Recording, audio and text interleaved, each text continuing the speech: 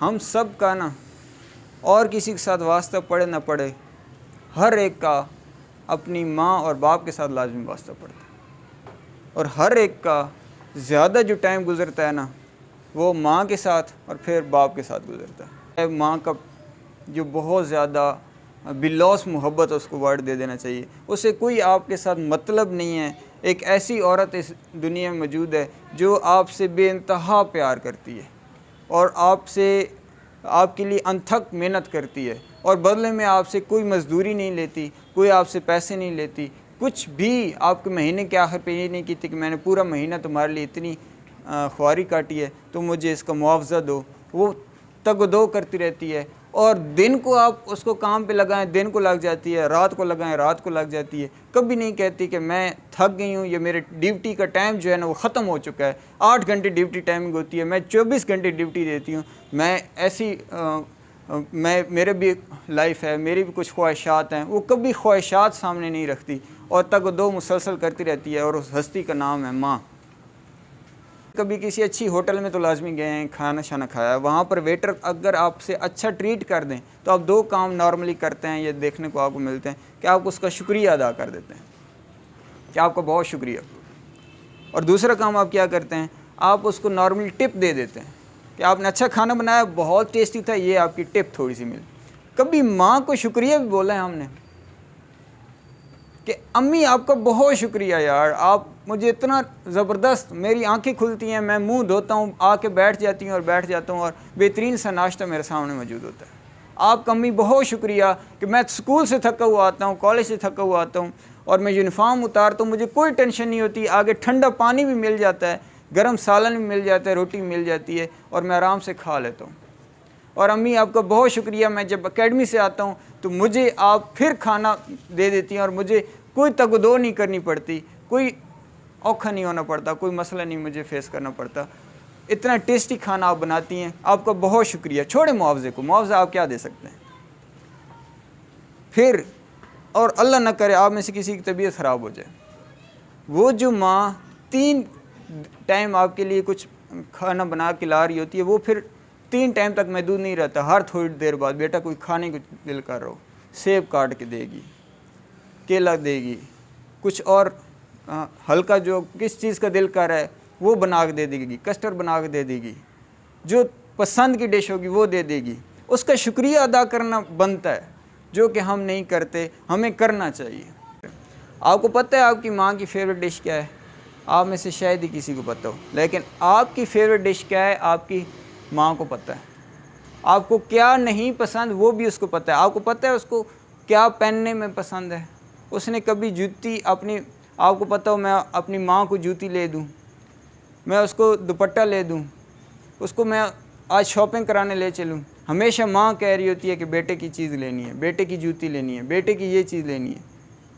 आपको उसकी फेवरेट किसी चीज़ का नहीं पता, तो आप ये करना शुरू करें। आपकी ज़िंदगी में जो थोड़ी बहुत उलझने हैं वो सारी क्लियर होना शुरू हो जाएंगी। शुक्रिया अदा करना शुरू करें, उसकी पसंद नापसंद का ख्याल रखना शुरू करें, उसकी अच्छी बुरी हर बात पे चुप हो के सुनना और बर्दाश्त करना शुरू करें। अल्लाह इंशाल्लाह आपको ज़रूर खुशियों और कामयाबियों से नवाजेंगे कि माँ के पाँव तले जन्नत है। अब देखें, सवाल ये है कि पाँव तले ही क्यों कह दिया गया है।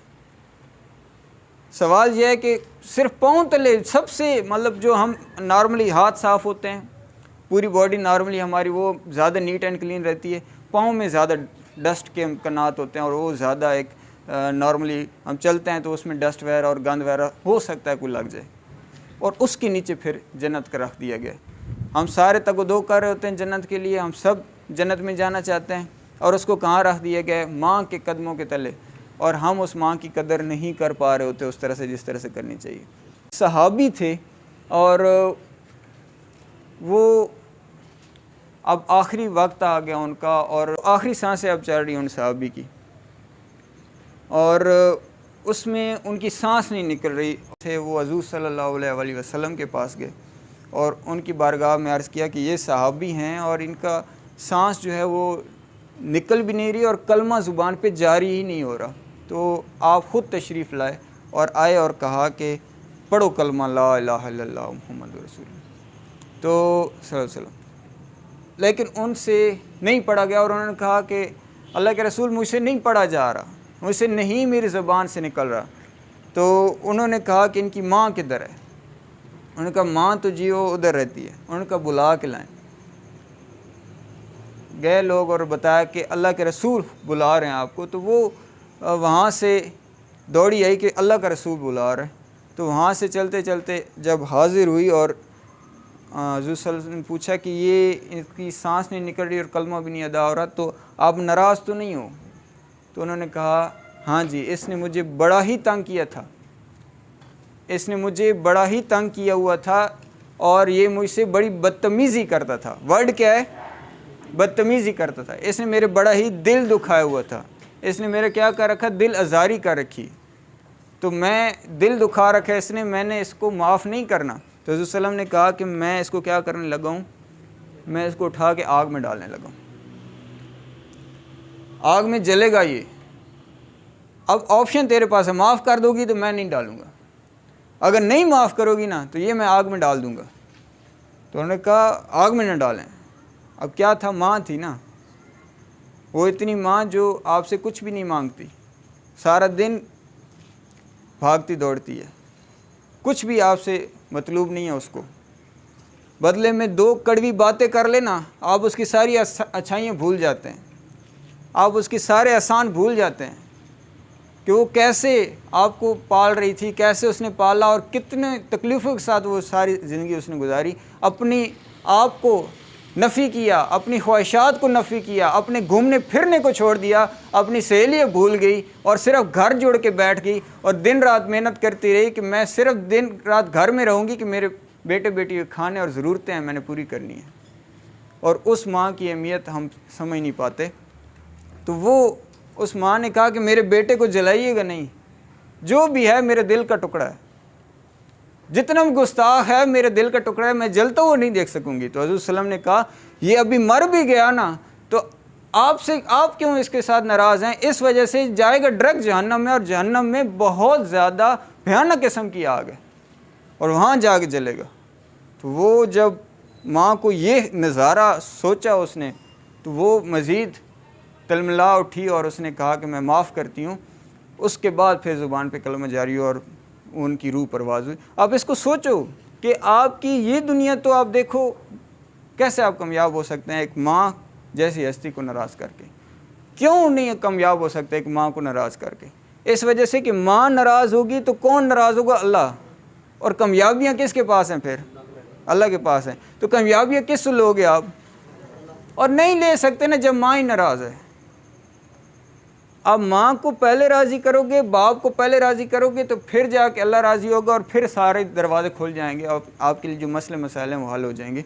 आप छोटा सा काम नहीं कर सकते कि आपको वो माँ अगर थोड़ा सा डांट देती है और थोड़ा सा कुछ कह देती है तो सारे दिन की थकी हुई होती है, अगर कुछ कह भी देती है तो खामोशी से सुन लें। इसमें हर्जी तो क्या है? वालिद साहब को भी राज़ी रखें और वालदा को भी राज़ी रखें। 3 पर्सनैलिटीज़ मैं आपको बता रहा हूँ, अगर आप इन तीनों की कदर कर गए ना फिर आप, मैं एज ए टीचर भी और मेरा एक्सपीरियंस भी थोड़ा जो है उसकी बलबूते पे आपको कह सकता हूँ कि आपको दुनिया नहीं हिरा सकती। तमाम मखलूकों से हम क्या हैं? अशरफ। ये सारी कुल कायनात किसके लिए बनाई गई? इंसानों के लिए बनाई गई, ठीक है। और इस सब के होते हुए और इस सब के बावजूद हम इसमें कामयाब अगर नहीं हो पाते तो पीछे वजह क्या हो सकती है? वजह सिर्फ ये हो सकती है कि वो फार्मूला लगेगा बा अदब बा नसीब बे अदब बद नसीब। तो 3 पर्सनैलिटीज़ हैं जी। नंबर 1 वालिद साहब। अब वालिद साहब मैं कहता हूँ वो ठीक कहें तब भी मान लो, ठीक न भी कहें ना वो भी मान लेना चाहिए।